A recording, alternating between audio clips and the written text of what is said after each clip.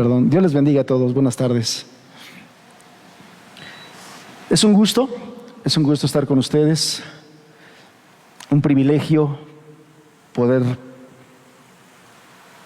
pararnos aquí y exponer la palabra de Dios. No es cualquier cosa. Es la palabra de Dios y es ella la que queremos presentar ante ustedes, la que hoy nos alimente, la que hoy nos enseñe, la que hoy nos dirija, la que hoy nos bendiga. Dios a través de su palabra bendiciéndonos. Y bueno, como ustedes saben, estamos estudiando el capítulo 15 del Evangelio de Juan. Ya estamos en el capítulo 15 y hemos estado aprendiendo muchas cosas de las cuales para no perdernos. La verdad es que es mucha información, es mucha doctrina. Necesitamos mucho de la gracia de Dios para que todas las verdades que estamos aprendiendo de estos versículos no se nos vayan, de verdad bendigan nuestra vida, de verdad se queden en nuestro corazón, impacten nuestro corazón, impacten nuestra vida, que podamos nosotros ser transformados en nuestras obras, en las obras que hacemos, en nuestro carácter, en nuestra vida, en nuestra manera de pensar y de ver las cosas y la vida. Que estas palabras, que estas enseñanzas del Señor Jesús de verdad impacten nuestra vida. Y por esa razón yo quiero comenzar como introducción un breve resumen de lo que hemos estado hablando. El día de hoy vamos a hablar acerca del gozo perfecto de Cristo. El título de esta enseñanza es Teniendo el gozo perfecto de Cristo. Nos vamos a enfocar en los versículos 9, 10 y 11 del Evangelio, del capítulo 15, del Evangelio de Juan. Pero antes de ello, les decía yo quiero hacer un recordatorio, una remembranza de todo lo que hemos estado aprendiendo. No quisiera, sería muy lamentable que el Señor haya permitido que estemos estudiando estas joyas, estos tesoros bíblicos y que lo pasemos desapercibido. O sea, que pase el domingo que lo estudiamos y a lo mejor el domingo digamos sí le entendí, sí me bendijo, sí me gustó, pero no pasó nada, no impactó nuestra vida, no transformó nuestra manera de vivir. Nuestra manera de vivir el cristianismo, hermanos. Eso sería muy lamentable. Hemos mencionado varias cosas que el Señor Jesús enseñó en estos primeros pasajes, del versículo 1 al versículo 8. Varias cosas ha enseñado el Señor a sus discípulos y como primer lugar vimos que estos versículos tienen el propósito de enseñarnos lo íntima que es la relación entre Cristo y el creyente. Cuando el Señor Jesús habla de la vid verdadera, que es la enseñanza principal de estos versículos, de esos primeros versículos, vemos nosotros que el Señor está enseñando, está remarcando la importancia de la relación íntima con Jesús, con Él. Él nos está enseñando que el secreto de la vida cristiana victoriosa y fructífera, el secreto de la vida cristiana victoriosa y fructífera es la relación íntima con Él, es permanecer en Él. Y es que esto es muy importante porque el día de hoy vemos mucho que se pone el nombre de cristianismo, pero ¿cuánto de ese cristianismo que hay el día de hoy vive esa vida de comunión íntima y de permanencia en Cristo, como lo resalta el Señor en esta enseñanza, y esa vida fructífera con frutos del Espíritu que nos enseñan estos pasajes? ¿Cuánto de ese cristianismo que existe hoy, cuánto del cristianismo de este lugar es como el cristianismo que el Señor Jesús menciona y enfatiza en esta enseñanza de la vid verdadera. ¿Cuánto de nuestro cristianismo es así? Entonces, el punto central de estos primeros versículos es la relación, la importancia, la relevancia de la comunión íntima con Cristo como secreto de la vida victoriosa y fructífera en Cristo Jesús. Él es la vid, nosotros los pámpanos. En segundo lugar, aprendimos que estos versículos nos enseñan que así como existen cristianos verdaderos, genuinos, que han nacido de nuevo y que han nacido del Espíritu, que han tenido un verdadero encuentro con el Señor, que fueron redarguidos de pecado y de juicio y de justicia por el Espíritu Santo, y que fueron por la fe llevados a mirar a Cristo Jesús muriendo por ellos en la cruz, y que eso los llevó a reconocer sus pecados y a arrepentirse y a pedir perdón al Padre y a ser perdonados por el Padre y a ser justificados ante el Padre. Así como hay ese tipo de cristianos, también hay cristianos que a lo largo del tiempo se han llenado solamente de mero conocimiento. Han conocido verdades de la Biblia y las han adoptado, pero esas verdades no han transformado su vida. Este relato de la vid verdadera, el Señor Jesús fue muy claro en decir: hay gente que se dice ser pámpano y no es pámpano, lo cual quiere decir que hay gente que se dice o se cree cristiana, hija de Dios, y no lo es. Y la razón es muy sencilla: no tiene esa comunión íntima con Jesús. Se sabe versículos de la Biblia. Hizo algunos cambios en su vida externos, pero no nació de nuevo. Y el Señor Jesús fue claro cuando dijo: esos pámpanos que no son pámpanos serán quitados y serán echados al fuego. El fin será trágico para estos pseudopámpanos o pseudo cristianos.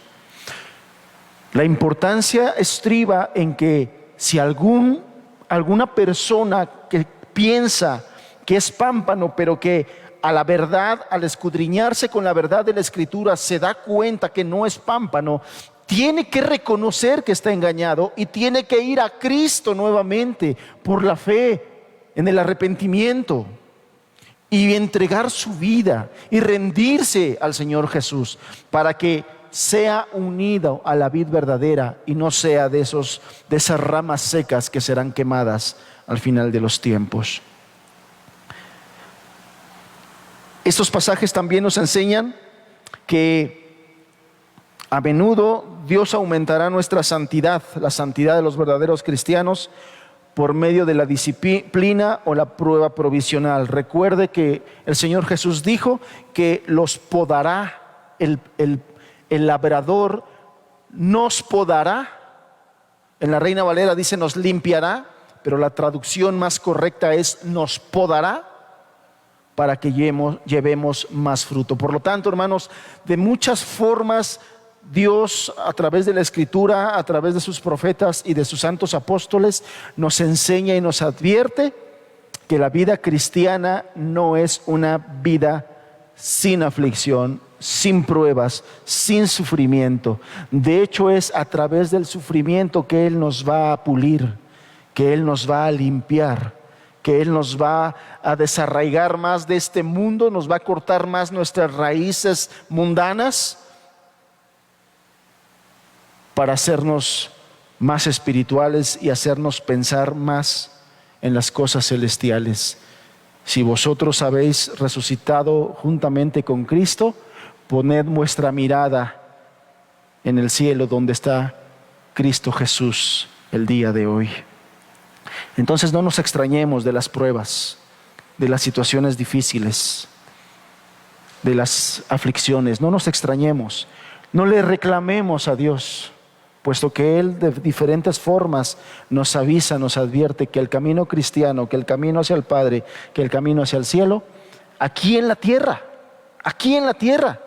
no estará libre de sufrimientos. Cuando lleguemos allá, nuestras lágrimas serán enjugadas. Será quitada toda tristeza y toda aflicción. Pero aquí tenemos que sostenernos y que su gracia nos sea suficiente para seguir adelante en medio de las circunstancias adversas. En cuarto lugar, estos versículos nos han enseñado que los frutos del Espíritu son la única evidencia satisfactoria de que una persona es verdaderamente cristiana. Qué bueno que hagamos buenas obras, hermanos. Son necesarias en los cristianos verdaderos, pero no salvan a nadie. La única evidencia de que hemos nacido de nuevo por el Espíritu es que el Espíritu mismo produzca esos frutos que la Escritura dice que se producen en aquella persona que ha nacido de nuevo. Entonces, recordemos todas estas palabras que Dios nos ha enseñado a lo largo de estas semanas. Quisiera que oráramos, ya llevamos 20 minutos, pero vamos a orar. Ya para entrar de lleno a la enseñanza, vamos a pedirle a Dios que nos ayude y nos bendiga. Padre, te alabamos, te bendecimos. Señor, eres grande, maravilloso. Mi entendimiento no alcanza para toda tu gloria, Señor. Sin embargo, Padre, creemos que tú eres bueno y has sido bueno con nosotros. Y te pedimos que esta tarde tú nos ayudes nuevamente. Revélanos tu palabra, Señor. Enséñanos tu palabra.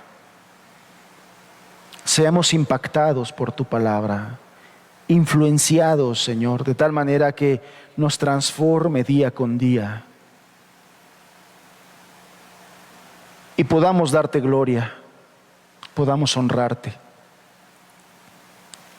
En el nombre de Cristo Jesús lo pedimos, Señor. Amén. Bien, le decía yo, hoy vamos a estudiar a partir del versículo número 9, verdades que hay ahí. Quizá tomemos algunos versículos, retomemos algunos como el versículo 7. Todos estos versículos, todo esto que hemos estado enseñando, estudiando, nos muestra o nos hace pensar, nos hace reflexionar que entre la gran cantidad de cristianos o entre los cristianos que habemos, hay diferencias, puede haber diferencias entre unos creyentes y otros. Es decir, podemos tener muchas cosas en común. Los verdaderos cristianos son iguales en algunas cosas, ¿no? Somos conscientes de nuestros pecados. Para que una persona nazca de nuevo, para que una persona sea perdonada por Dios, lo primero que tiene que pasar en él es que venga una conciencia de su pecado, una conciencia de su falta. Y a lo mejor muchas personas piensan que su gran pecado es, no sé, el alcohol, ¿no? Algunas personas piensan que porque llevan muchos años tomando y alcoholizándose, bueno, ese es su grande pecado. Hay personas que piensan que el mayor de los pecados de otras religiones, por ejemplo, de los que adoran imágenes, piensan que ese es su mayor pecado, la idolatría. Y así hay gente que puede pensar que ciertos pecados son los más graves. Bueno, lo que le quiero yo decir es que el pecado más grande que hay es aquel que atenta contra el primer mandamiento. El primer mandamiento es amar a Dios por sobre todas las cosas. El pecado más grande del ser humano es que no ama a Dios. Y de ahí se derivan todos los demás. Por cuanto no ama a Dios, es alcohólico, fumador, mal hablado, inmoral, todos los que usted se puede imaginar. Pero el pecado más grande es ignorar al Dios de los cielos, al único que es digno de la gloria y de la alabanza, al Creador de los cielos y de la tierra. Ese es el pecado más grande del ser humano. Y una de las cosas en las que los cristianos tienen en común es que reconocen su pecado. Están conscientes de su pecado, están conscientes de sus maldades y de todos los que derivaron de ella. Otra de las cosas que tienen los cristianos en común es que tienen fe en Cristo, confían en Jesús, confían en Jesús, se han arrepentido de sus pecados, hacen esfuerzos por santificarse, por ser santos. Todos ellos tienen de la gracia de Dios, todos ellos han participado de la fe, tienen corazones renovados. Todas estas cosas son similitudes entre cristianos. Sin embargo, hay una cosa en la que difieren muchos de ellos, y es en sus logros y en sus frutos para con Dios. Y estos versículos que hemos estado estudiando nos hacen ese énfasis, nos remarcan ese énfasis. El Padre es glorificado en que llevemos mucho fruto. Y sin embargo hay cristianos que tienen todo esto, que tienen la conciencia de sus pecados, confían en Cristo, etcétera, etcétera, pero tienen muy poco fruto. Tienen muy poco fruto. Algunos cristianos son mucho más felices y santos que otros por la única razón en que permanecen más unidos a Cristo. Están más unidos a Cristo. En estos versículos que hemos estado estudiando, el Señor nos presenta varios incentivos, cosas que animan o que nos deben animar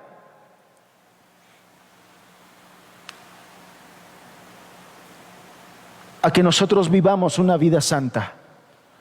En estos versículos el Señor es claro en presentarnos varios estímulos para que busquemos esa santidad, para que seamos más santos, para que aspiremos a una vida más santa, a una mente cada vez más piadosa.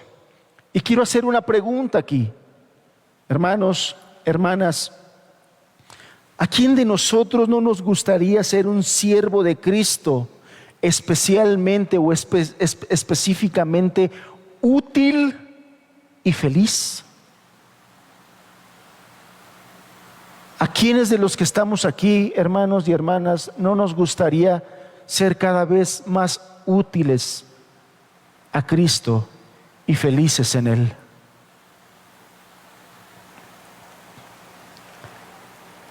Recordaba cuando yo estaba estudiando esta enseñanza, al hacer esta pregunta, recordaba algunas palabras del Señor, por ejemplo, como las que están allá en Mateo 25, verso 23.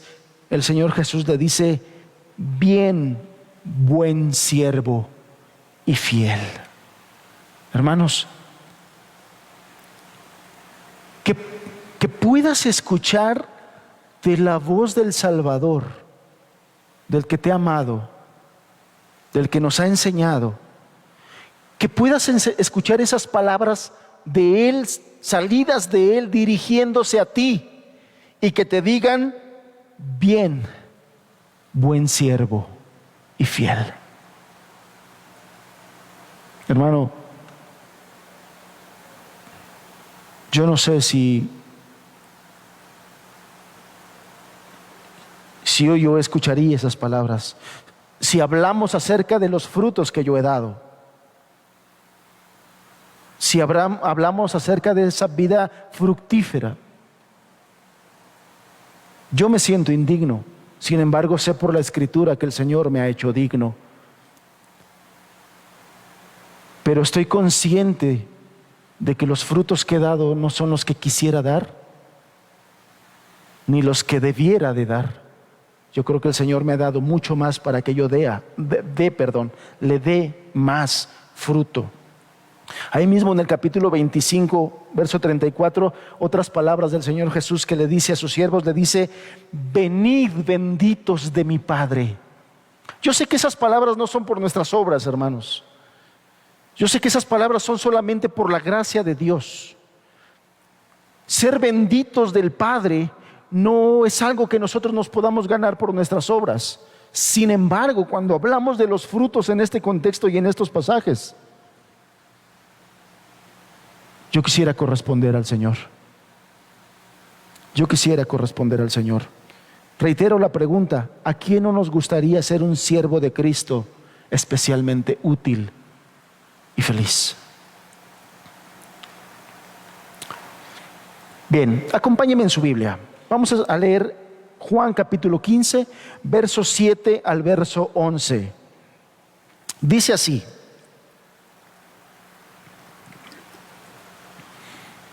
si permanecéis en mí y mis palabras permanecen en vosotros, pedid todo lo que queréis y os será hecho. En esto es glorificado mi Padre, en que llevéis mucho fruto y seáis así mis discípulos. Como el Padre me ha amado, así también yo os he amado. Permaneced en mi amor. Si guardaréis mis mandamientos, permaneceréis en mi amor, así como yo he guardado los mandamientos de mi Padre y permanezco en su amor. Estas cosas os he hablado para que mi gozo esté en vosotros y vuestro gozo sea cumplido. Varias cosas vamos a estudiar de estos pasajes el día de hoy. Varias cosas vamos a entender con la gracia de Dios a través de estos pasajes. En primer lugar, en el verso 7, nuestro Señor afirma: si permanecéis en mí y mis palabras permanecen en vosotros, pedid todo lo que queréis y os será hecho. Meditemos, hagamos un alto, profundicemos en lo que el Señor Jesús, en las implicaciones de lo que el Señor Jesús está diciendo, hermanos. Porque si lo leemos de rápido y nos seguimos con lo demás, vamos a perder la magnitud de lo que el Señor Jesús está diciendo en este versículo 7. Traten de dimensionar la magnitud de estas palabras. Si permanecéis en mí, eso de permanecer ya lo viene repitiendo en los versículos anteriores. Si permanecéis en mí y mis palabras permanecen en vosotros, pedid todo lo que queréis. Lo primero muestra las condiciones. Después habla de las garantías y te dice: pide todo lo que quieras. Pide todo lo que quieras.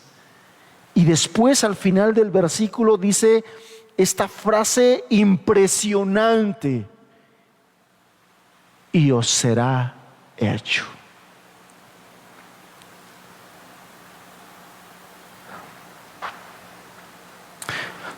Disculpen el ejemplo, pero es necesario decirlo. Si fuéramos aquí a una congregación donde tenemos como ídolo al Dios dinero, yo le estuviera enfocando este pasaje, le estuviera diciendo: ya ves, hermano, siembra en fe.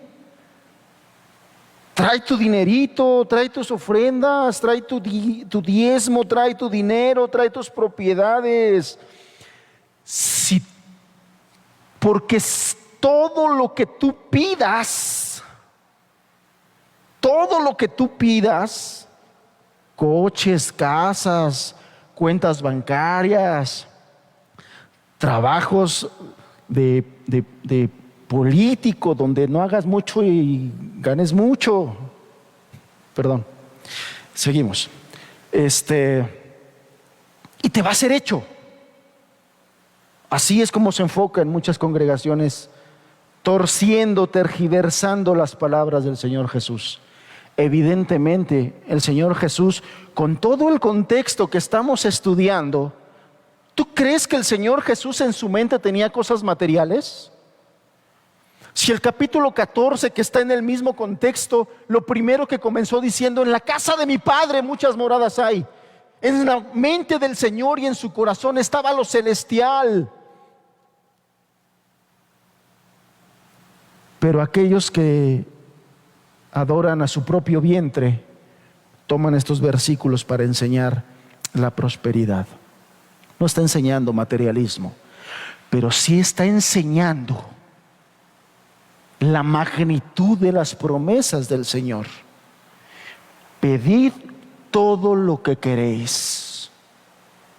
Y un hombre santo, y un hombre piadoso, y un hombre que tiene los frutos del Espíritu, porque ese es el contexto, no te va a pedir casas, no te va a pedir coches, no te va a pedir riquezas, no te va a pedir lujos. Una persona que tenga los frutos del Espíritu, de los cuales venía hablando en versículos anteriores: si permaneces en mis palabras y mis palabras permanecen en vosotros, pedís todo lo que queréis. Y una persona santa, sus peticiones van a ser santas, van a ser piadosas. Y las respuestas estarán ahí, porque el Señor te dice: y os será hecho. Entonces aquí el Señor Jesús está prometiendo explícitamente que las oraciones tendrán una respuesta favorable. Y cuando hablamos de una respuesta favorable, debes entender que no todas las respuestas van a ser sí. Una respuesta favorable también te puede ser un no. ¿Por qué? Porque Dios sabe qué es lo que te conviene y sabe qué es lo que es provechoso para ti. Entonces muchas veces para nosotros una respuesta negativa de Dios es provechosa para nosotros. ¿Cuántas veces hemos pedido cosas que no se nos han cumplido o todavía no se nos han cumplido? Y es porque el Señor, que conoce nuestro corazón, ha dicho: esto mejor no. Y es una respuesta favorable. Es una respuesta favorable. ¿De qué depende que se cumpla esta promesa? ¿Cuáles son las condiciones? Dice aquí que debemos permanecer en Cristo y que las palabras de Cristo deben permanecer en nosotros. Esta promesa está condicionada a algo, y ese algo es permanencia. Número uno, permanencia en Cristo, en unidad con Cristo, en unión con Cristo, en comunión con Cristo. Y la segunda es una permanencia en sus palabras, en sus enseñanzas. Versículos atrás ya habíamos estudiado cuando el Señor Jesús dijo: si me amáis, guardad mis mandamientos. ¿No? Ya habíamos entendido que aquellos que aman a Dios primeramente fueron amados por Dios, y el amor de Dios que los alcanzó, que los rescató, que los regeneró, los ha transformado y nos ha capacitado para obedecer. Por lo tanto, aquellas personas que son amadas por Dios y que por lo tanto ellos aman a Dios, están capacitados para obedecer. Y lo que está diciendo aquí el Señor es que nosotros tenemos que permanecer en comunión con Él porque le amamos.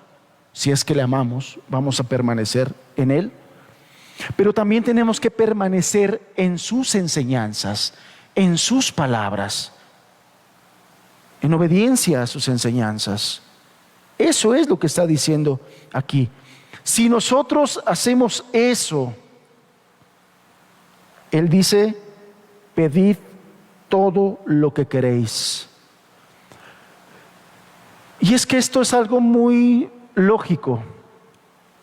Cuando nosotros no estamos unidos a Cristo, cuando nosotros no tenemos comunión con Cristo y no estamos siendo influenciados por el Espíritu de Cristo, nuestras peticiones, muchas de ellas, no van a ser conforme a su voluntad.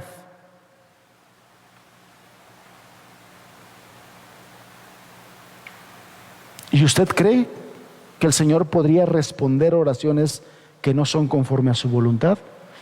Evidentemente no. La Escritura nos enseña que Él va a responder si pedimos conforme a su voluntad. Y para poder pedir conforme a su voluntad, necesitamos conocer su voluntad. Y para poder conocer su voluntad, necesitamos estar unidos en comunicación y en comunión con Él. De otra forma no va a poder ser así. Necesitamos permanecer en sus palabras. Si nosotros no tenemos permanencia en sus palabras, no vamos a conocer su voluntad. ¿Se da cuenta cómo la palabra de Dios es muy razonable? Nos ayuda a razonar. Una persona que no está unida a Cristo no va a pedir conforme a su voluntad.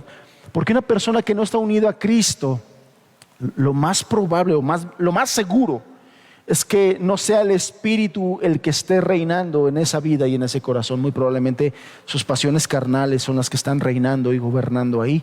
Entonces, cuando ella pida, va a pedir gobernada por sus pasiones carnales. Dios no puede responder eso. Dios no puede responder eso.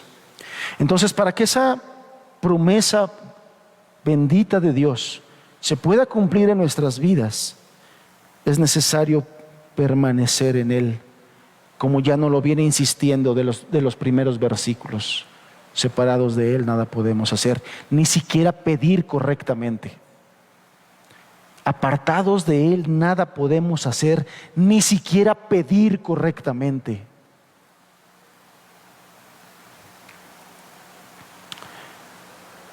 Para que nos quede un poquito más claro, si es que no ha sido así, ¿qué es permanecer en Cristo? ¿Qué significa? ¿Qué implica permanecer en Cristo? En palabras sencillas, permanecer en Cristo significa tener una comunión constante con Él. ¿Qué es comunión? Comunión es compañerismo, es comunicación. Orar. Pero ojo, mucha gente puede orar y no tener comunión con Dios. Si lo ha adoptado como un ritual religioso, si su oración ya es una rutina, son palabras muertas, aunque tenga un tiempo en que se meta a su cuarto a decir palabras, esa persona puede decir que está orando, pero no necesariamente está teniendo comunión con Dios. Entonces, no todas las personas que oran tienen comunicación y comunión con Dios. Pero todas las personas que tienen comunión con Dios y comunicación oran. Esa es la grande diferencia. ¿Qué más implica permanecer en Cristo? Confiar y apoyarnos siempre en Él. Porque acuérdense lo que dice Hebreos, que sin fe es imposible agradar a Dios. Sin fe es imposible agradar a Dios. Entonces, permanecer en Cristo es confiar y apoyarnos siempre en Él. Abrirle nuestros corazones, acudir a Él como la fuente de nuestra vida y de nuestra fortaleza, como nuestro mejor amigo, como nuestro mejor compañero, como nuestro Padre, como nuestro Señor. Y la permanencia en sus palabras en nosotros significa tener siempre presente en nuestra mente y en nuestro corazón sus palabras, sus preceptos, sus enseñanzas, y que nuestros actos y nuestra conducta estén gobernadas por ellos. Eso significa permanecer en su palabra.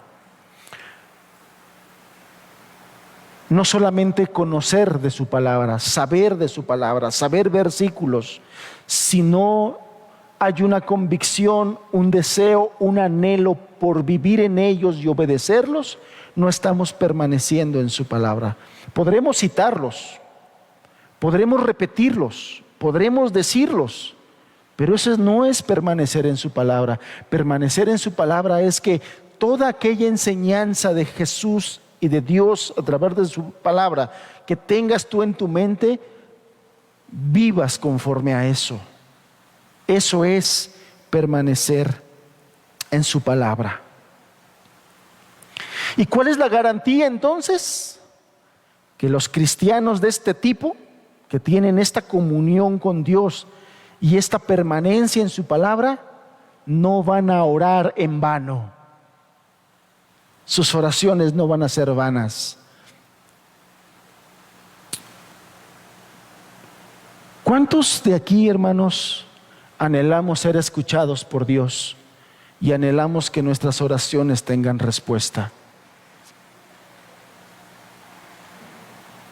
Yo pienso que todos anhelamos eso. Bueno, es muy sencilla la enseñanza del Señor para que tus oraciones, para que puedas ver la respuesta a tus oraciones.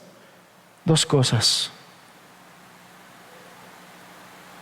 Ten comunión verdadera, genuina con Cristo todos los días. Y ten en tu corazón y en tu mente su palabra, y que eso norme y gobierne tu vida. Y el Señor responderá. Qué importante es que nosotros aprendamos esta lección en nuestro corazón. El que desee recibir respuesta a sus oraciones debe recordar bien las indicaciones de Cristo. Mantengamos esa amistad con Cristo muy cercana, muy arraigada. Él es nuestro abogado en el cielo. Él quiere respondernos. Otro punto que enseñan estos versículos que estamos estudiando y que ya lo hemos comentado, pero que me es necesario porque es un punto importante, y que disculpen si estamos redundando, pero para ustedes es necesario, para mí no es gravoso, como lo dice la Escritura. Ya hemos comentado abundantemente, pero no está de más recordar aquellas palabras de nuestro Señor. Él dijo: en esto es glorificado mi Padre, en que llevéis mucho fruto y seáis así mis discípulos. Recuerdan que ya abundamos en eso, por lo menos ya tuvimos 2 enseñanzas donde hablamos acerca del fruto. No voy a repetir mucho de esto, solamente quiero recordar, puntualizar que el significado de esta promesa es que el fruto en la vida cristiana no solamente glorifica a Dios. O sea, en esto es glorificado mi Padre, en que llevéis mucho fruto. Ahí el Señor está afirmando que llevar fruto o tener una vida fructífera glorifica al Padre. Pero no solamente eso. También este pasaje nos enseña que dar fruto o una vida fructífera es la evidencia de que somos verdaderos discípulos de Jesús. Esa es la evidencia. Y es clara en la parábola de la vid. Si el pámpano da fruto, está pegado a la vid. Es verdadero pámpano. Si el pámpano no da fruto, no está pegado a la vid. Se va a secar y va a ser echado al fuego. Es clara y sencilla la enseñanza. Y es que, hermanos, amados hermanos, la certeza de la salvación, la certeza de ser un verdadero cristiano y de la consiguiente vida eterna que eso conlleva, es uno de los mayores privilegios de la vida cristiana. El apóstol Pablo dijo que el Espíritu de Dios diría a nuestro espíritu de que somos sus hijos.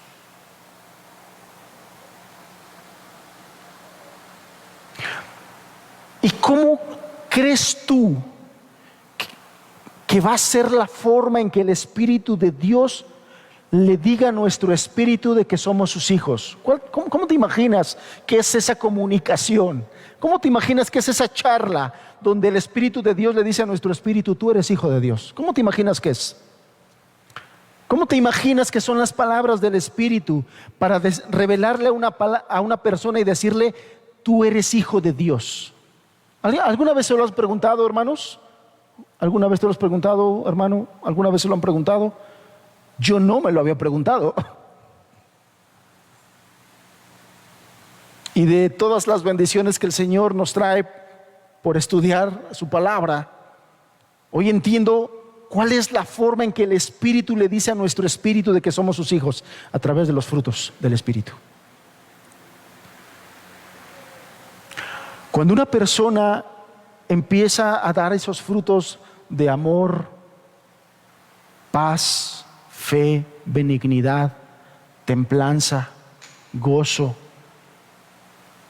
es el lenguaje del Espíritu diciéndole a tu espíritu: eres hijo de Dios. Esas son las palabras en las que el Espíritu le revela a tu espíritu que eres hijo de Dios. ¿Entiendes ahora por qué es indispensable tener los frutos? Porque es la forma en que el Espíritu te revela, te declara, te hace consciente, te da la certeza de la vida eterna, de la adopción, que eres hijo de Dios. Y así como el mayor privilegio es poder tener certeza de nuestra salvación, la peor incertidumbre que puede tener una persona es no tener certeza de su salvación. Esa es la peor incertidumbre que hay. Bueno, si soy o no soy, ya me perdonó o no me perdonó.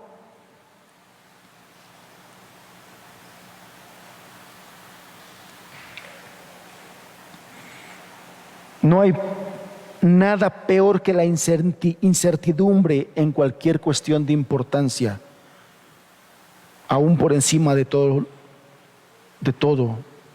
Lo más importante es lo referente a nuestras almas. Eso es lo más importante. ¿Quieres entender y tener mayor claridad sobre la certeza de tu salvación? Estudia la palabra de Dios. Estudia la palabra de Dios y entenderás que no podemos caminar por este mundo pensando que somos cristianos, que somos salvos, si no estamos dando frutos que son del Espíritu que nos ha adoptado.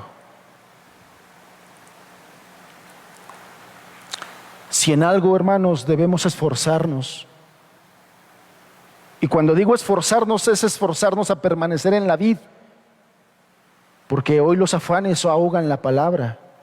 Hoy los afanes nos apartan de la vid. Hoy los afanes, la crisis económica, hacen todo por separarnos de esa comunión con Cristo. Esforcémonos en permanecer en esa vid para que podamos dar mucho fruto en nuestra conducta, en nuestro carácter, en nuestras palabras. Y podremos entonces comprobar todas las bienaventuranzas de Dios. Hace rato hacía una pregunta acerca de ser útiles y felices.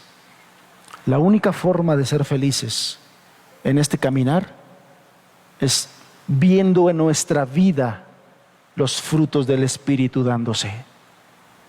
Es la única forma. Porque si no, hermanos, vamos a estar frustrados, reprimidos. Y una vida así ni glorifica a Dios, ni se antoja vivirla. Ni se antoja vivirla.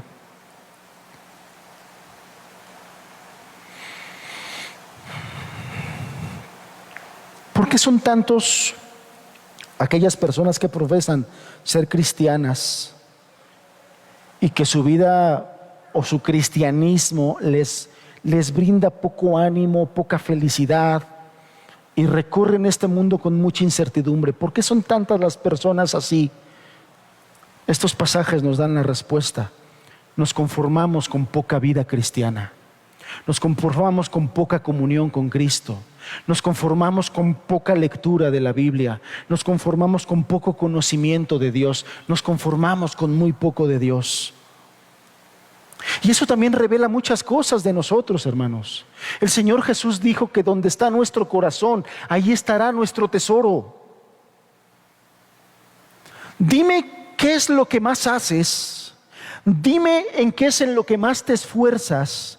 Dime en qué es lo que más piensas. Dime en qué es en lo que más gastas y te diré dónde está tu corazón y dónde está tu tesoro. No es sencillo, no es fácil, no es difícil de descubrirlo. No es difícil de descubrir dónde está tu corazón y dónde está tu tesoro. ¿En qué es en lo que más piensas? ¿En qué es en lo que más te esfuerzas? ¿En qué es en lo que más gastas? ¿En qué es a lo que más le dedicas? Ahí está tu tesoro. Ahí está tu corazón. Y si en la respuesta que diste ahorita en tu mente y en tu corazón no está Cristo ni su obra, ahí está la respuesta a muchas de las preguntas que te haces. ¿Por qué Dios no me responde? ¿Por qué Dios no me ayuda? ¿Por qué Dios no me hace sentir esa vida fructífera? Esos ríos de agua viva. ¿Por qué? ¿Por qué? ¿Por qué? Muy sencillo, nos conformamos con poco cristianismo. Nos conformamos con poco.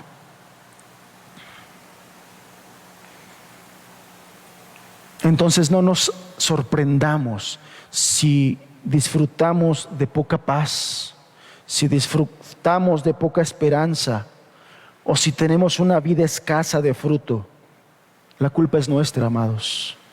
La culpa es nuestra, porque Dios ha vinculado la felicidad con la comunión con Él. Repito, separados de mí, nada puedes, ni ser feliz. Ni ser feliz. Dios ha vinculado la felicidad, la plenitud y el gozo a permanecer en Él. A permanecer en Él. Siguiente punto que aprendemos en este pasaje.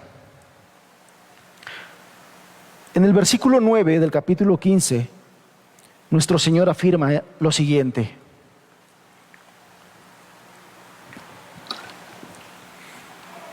como el Padre me ha amado, así también yo os he amado. Permaneced en mi amor. Verso 10.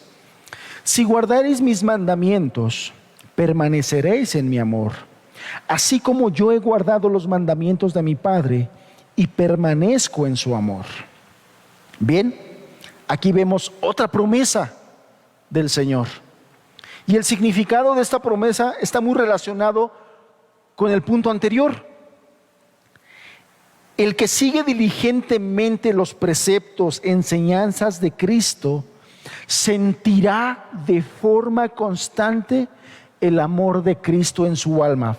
Leamos nuevamente lo que dicen los versículos, verso 9 y 10. Como el Padre me ha amado, está hablando del amor de Dios hacia Cristo, así también yo os he amado. Del amor de Cristo hacia nosotros está hablando.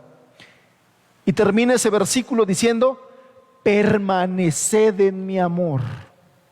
Otra vez la palabra permanecer. Ya vimos permanecer en la vid, permanecer en sus palabras. Ahora nos dice que permanezcamos en su amor.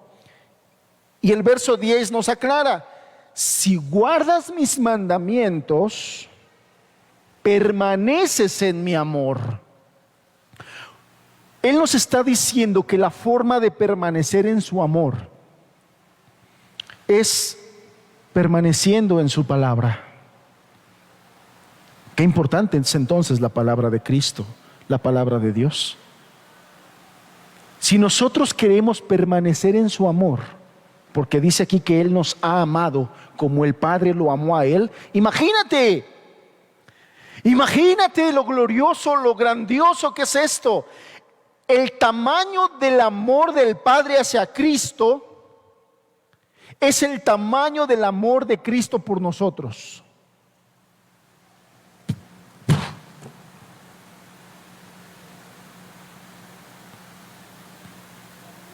¿No trae a tu mente esas palabras de los evangelios cuando los cielos se abrieron y se escuchó la voz del Padre diciendo: este es mi Hijo amado, en el cual tengo complacencia?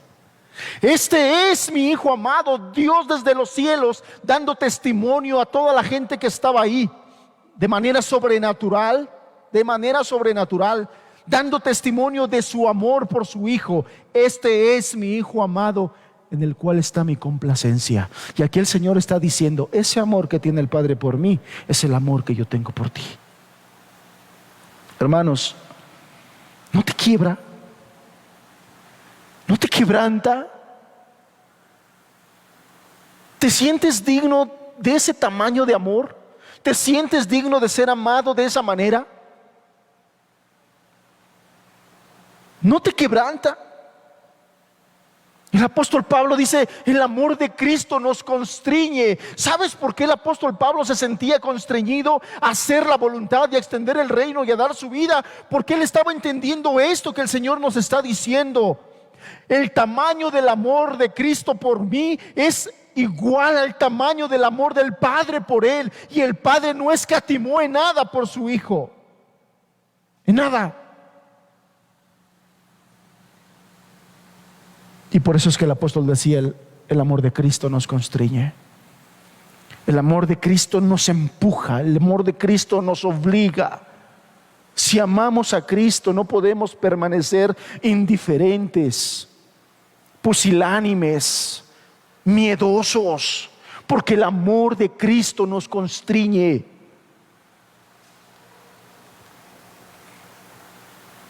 Y la enseñanza de Jesús es, permanece en mi amor. Permanece en ese amor. Permanece. Evidentemente permanecer implica ya estar ahí. ¿Qué hay entonces de los que ni siquiera están en el amor de Cristo? Porque si usted no se ha arrepentido de sus pecados, si usted sigue indiferente a Dios, si usted sigue viviendo su vida egoísta, si usted no permanece en la palabra de Dios, o sea, si usted no está tomando las enseñanzas de Cristo para que sea su norma de vida, su regla de vida, para que usted esté viviendo de esa manera, buscando la gracia de Dios para vivir de esa manera allá afuera, usted no está en el amor de Cristo. Usted necesita estar en el amor de Cristo. Y para poder estar en el amor de Cristo, usted tiene que reconocer que está perdido, que está a pecado, que ha estado pecando, que vive pecando, que usted está mal delante del Señor, que usted ahorita no está viviendo en el amor de Cristo, sino está viviendo en la ira de Dios. Qué contradicción y qué diferencia de las condiciones. El día de hoy aquí en este lugar hay gente viviendo en el amor de Cristo, pero también hay otras personas que están viviendo en la ira de Dios. Son polos tremendamente opuestos. ¿Qué es lo que hace la diferencia? ¿Qué es lo que hace que una persona de aquí se pueda pasar para acá? La gracia de Dios. Por gracia sois salvos. ¿Qué es lo que usted necesita para salir de la ira de Dios y poder estar en el amor de Cristo? Poner su confianza en Jesucristo. Reconocer que está perdido. Reconocer que necesita a Jesús como Salvador. Reconocer que ha pecado contra el Padre. Reconocer que Jesús murió por usted y pagó su culpa. Y pagó por su culpa. Y que repose en eso. Y que descanse en eso. Los que hoy estamos en el amor de Cristo, un día estuvimos en la ira de Dios. ¿Qué fue lo que hicimos para estar de este lugar a este lugar? Nada. El Señor lo hizo por nosotros. Dios envió a su Hijo. El Hijo fue a la cruz. Dios resucitó al Hijo y lo puso en el lugar de mayor gloria y de mayor autoridad. Y el Hijo hoy en ese lugar intercede por nosotros. No hicimos nada. Lo único que hicimos fue reconocer a Jesús.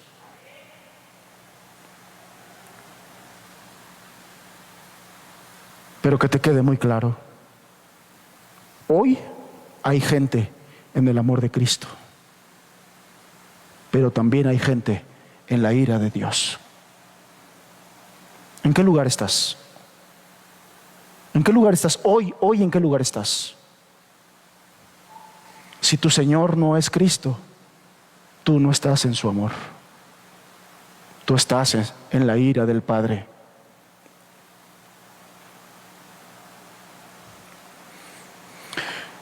Si guardares mis mandamientos, permaneceréis en mi amor, así como yo he guardado los mandamientos de mi Padre y permanezco en su amor.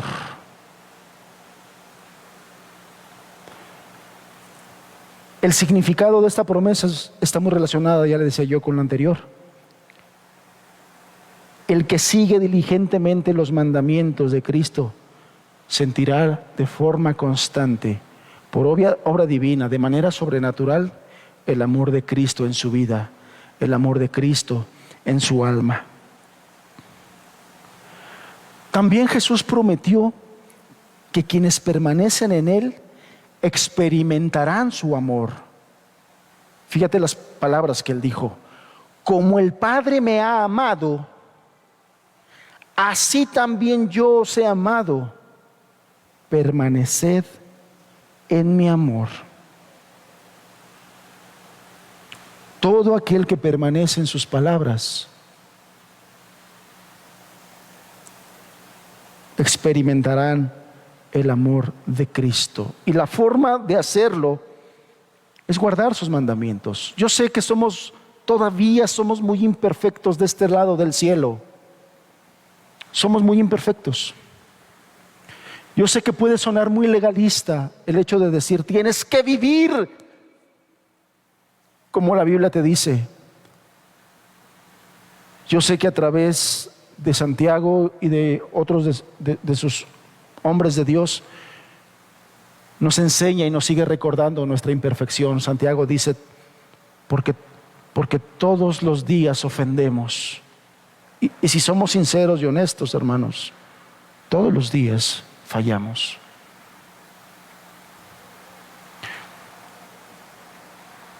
Pero ya hemos hablado muchas veces de qué es la perfección que Dios busca en una persona, en uno de sus hijos. Los hijos de Dios, los verdaderos hijos de Dios, cuando pecan, les duele y les duele mucho. Y van y buscan a Dios en arrepentimiento y piden perdón para que el Señor los perdone, los sane y los levante. Y nuevamente vuelven a la lucha, a esforzarse, a vivir en el Espíritu y a pelear contra la tentación, contra el mundo y contra su peor enemigo, que es el mismo, su yo. Pero tenemos que vivir esforzándonos en vivir en nuestra vida la palabra de Dios. Eso es permanecer en su amor. Eso es permanecer en su amor.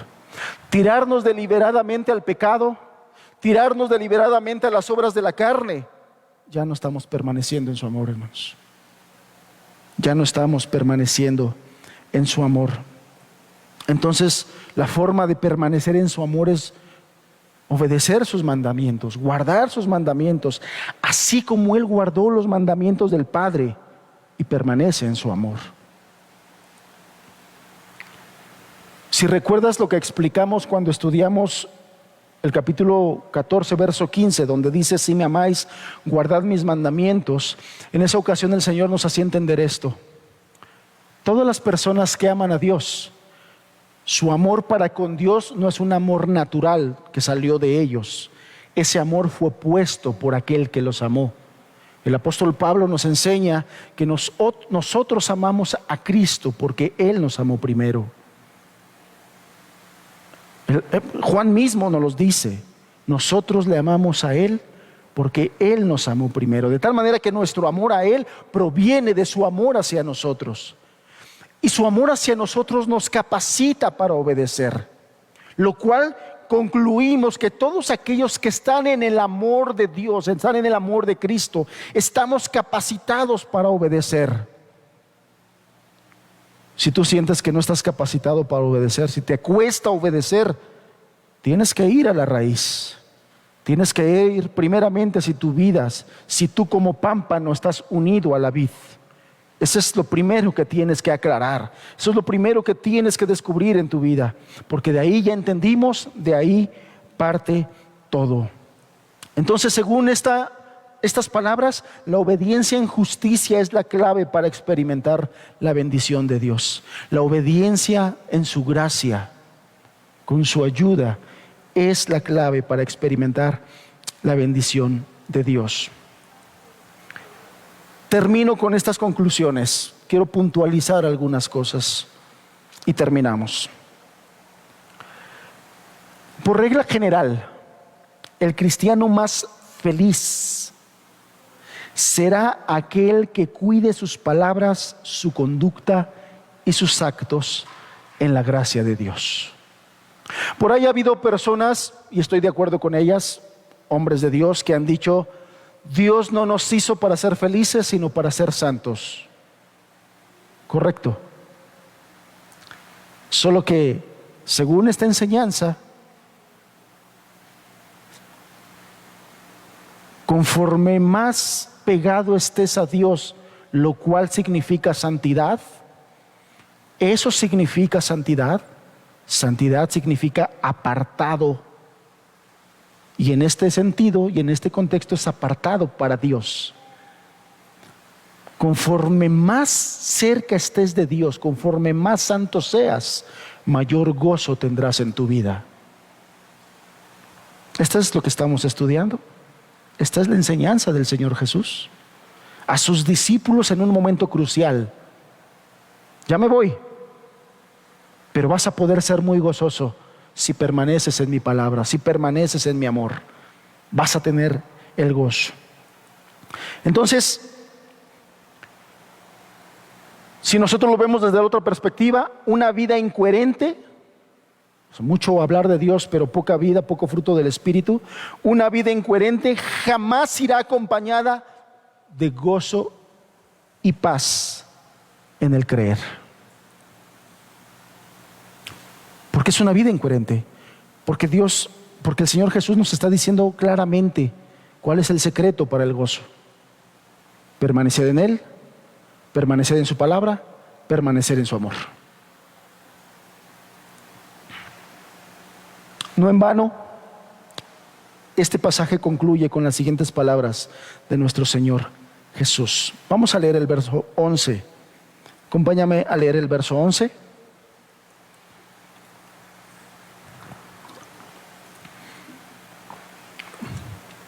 Dice así: estas palabras os he hablado. ¿Cuáles palabras?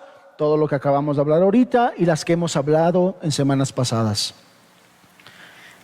Estas cosas os he hablado para que mi gozo, está hablando del gozo de Él, está hablando del gozo de Cristo, para que mi gozo esté en vosotros y vuestro gozo sea cumplido.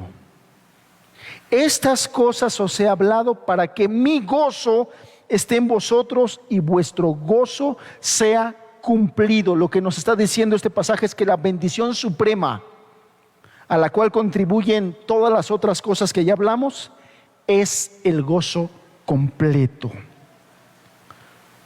En este pasaje el Señor nos está prometiendo que su propia alegría, su gozo, permanecería y controlaría la vida de quienes caminan en comunión con Él.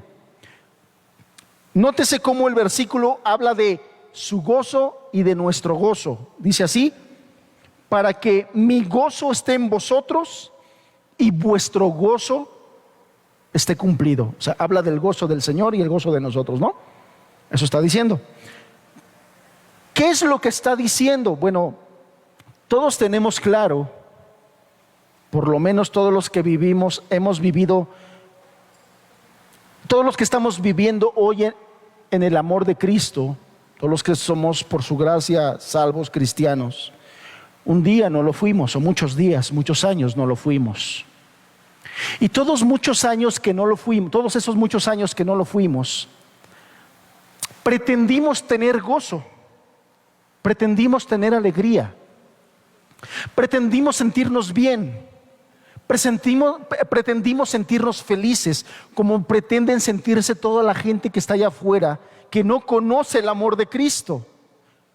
Y allá hay mucha gente, allá hay muchos jóvenes, allá hay muchas personas adultas, maduras, muchos adolescentes que pretenden ser felices, pero no lo son.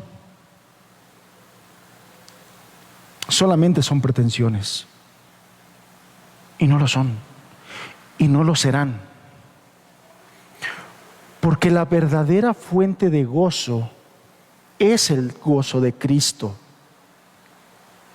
El verdadero gozo, el que permanece, no el gozo que se acaba en de una noche de farra, de una noche de antro y termina en la terrible cruda del siguiente día, o peores cosas. Ese gozo efímero que no permanece y que por lo tanto tienen que estarlo estimulando y estimulando y estimulando y estimulando y estimulando con muchas cosas, no permanece.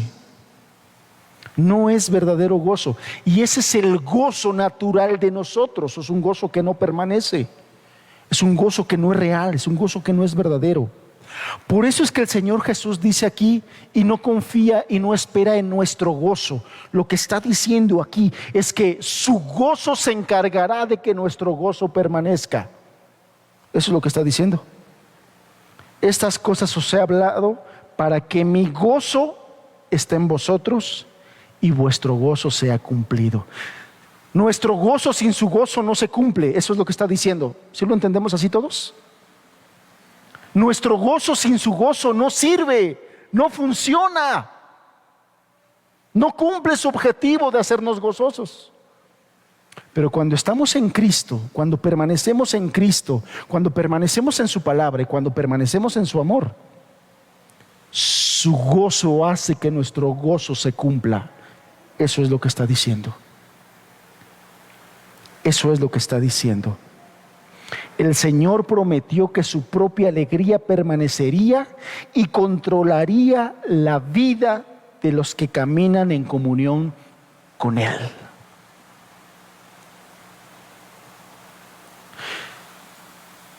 Quienes no hemos experimentado esto, se nos hace raro, ¿verdad, hermanos?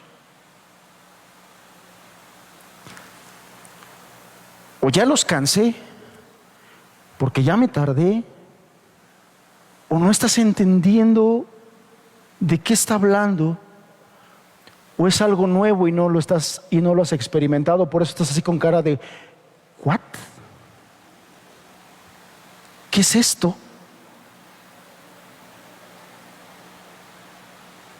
Hermanos, si no hemos vivido en este gozo,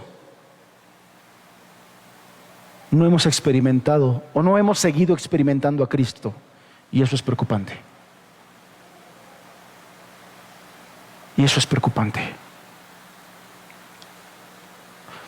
Quiero pensar que es mi humanidad que no alcanza a ver el gozo que ahorita hay en el corazón de muchos, pensando benignamente que el corazón de muchos de ustedes, hermanos, se está regocijando al entender estas palabras, al que les brillen estas palabras.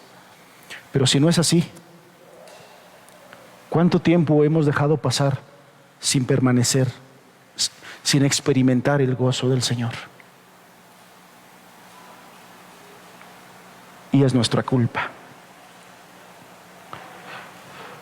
Los cristianos con una vida espiritual rica se debe caracterizar por regocijarse en lo mismo en que Cristo se regocija, su gozo, su alegría. Y es a eso a lo que se refiere también cuando Él dice y habla de su gozo. Cuando nosotros vivamos en esto, nos vamos a regocijar en todas aquellas cosas en las que Cristo se regocijaría. Repito la pregunta que hice en un principio. ¿A cuántos de nosotros nos gustaría, hermanos, ser un siervo de Cristo especialmente útil y feliz? Aquí está su gracia. Aquí está lo que Él ha hecho para lograr esto para nosotros. Aquí está. Y el significado de esta promesa es que el fruto de la vida cristiana, que no solamente glorifica a Dios, sino que también nos proporciona la mejor evidencia de que somos sus hijos, su gozo en nosotros. Su gozo en nosotros. El Señor prometió que su propia alegría permanecería y controlaría la vida de los que permanecen en Él, permanecen en su palabra y permanecen en su amor. Y esto es posible para nuestros días, el día de hoy. O sea, no estamos hablando del cielo, hermanos. No estamos hablando del cielo. Estamos hablando de lo que Dios quiere y puede hacer en nosotros para estos días.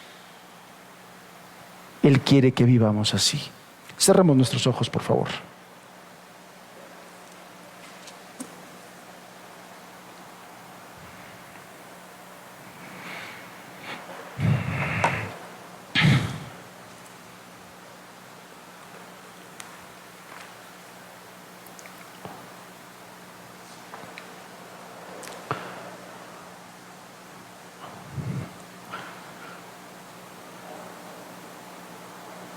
Existen dos grupos de personas para quienes este mensaje y los mensajes que hemos estado hablando. Aquellos que permanecen en Cristo y aquellos que no están permaneciendo en Cristo, que no están en Él. Aquellos que permanecen en su palabra y aquellos que no están permaneciendo en su palabra. Aquellos que permanecen en su amor y aquellos que no están en su amor. Hermanos, si tú crees que estás en su amor, hay dos cosas importantes. Tiene que haber evidencia de los frutos del Espíritu en tu vida.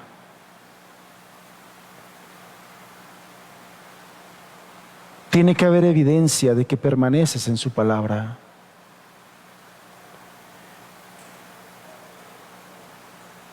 Y Dios quiere que su gozo esté en ti para que tu gozo sea cumplido. Si alguna de estas cosas no están, regrésate al origen y pregúntale a Dios. Y pregúntale a Dios, ¿cómo te ve Él? Y para los que no están permaneciendo en Cristo, ni en su palabra, ni en su amor, el mensaje es claro. Arrepiéntete de tu pecado. Arrepiéntete de tu egoísmo. Arrepiéntete de tu vida indiferente a Dios. Toma en serio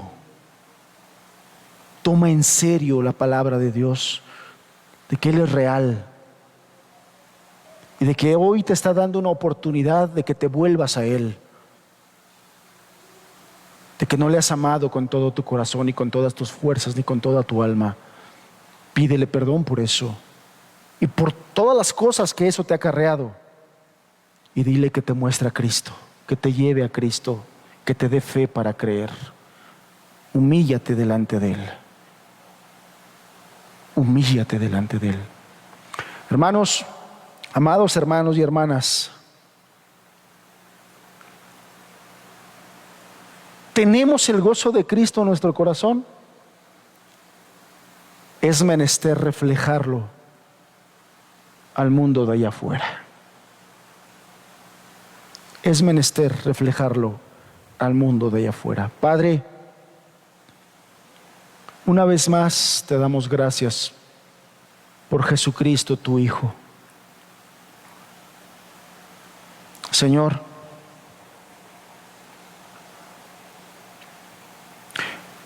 creo que nuestra mente finita y terrenal, y quizás carnal todavía, en muchos sentidos, no nos permite gozarnos en la verdad que acabamos de leer el día de hoy.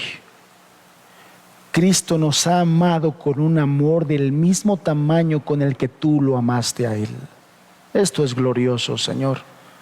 Perdónanos por no poder dimensionarlo.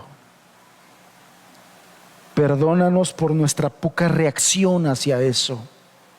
Perdónanos.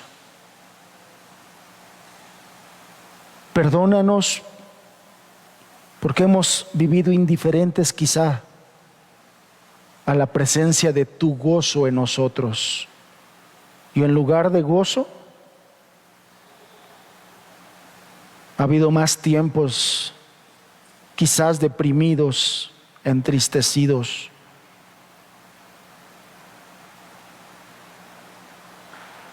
Perdónanos, Señor, y ayúdanos.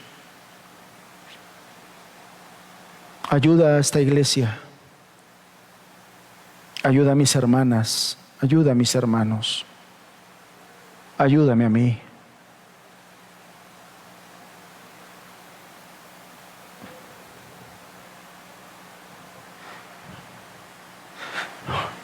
Ayúdanos, Señor.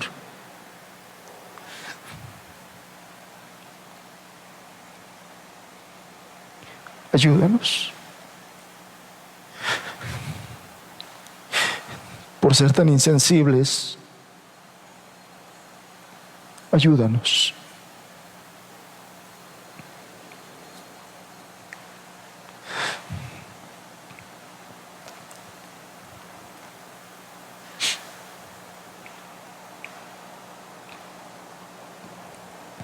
En el nombre de Jesús. Amén, Señor. Amén.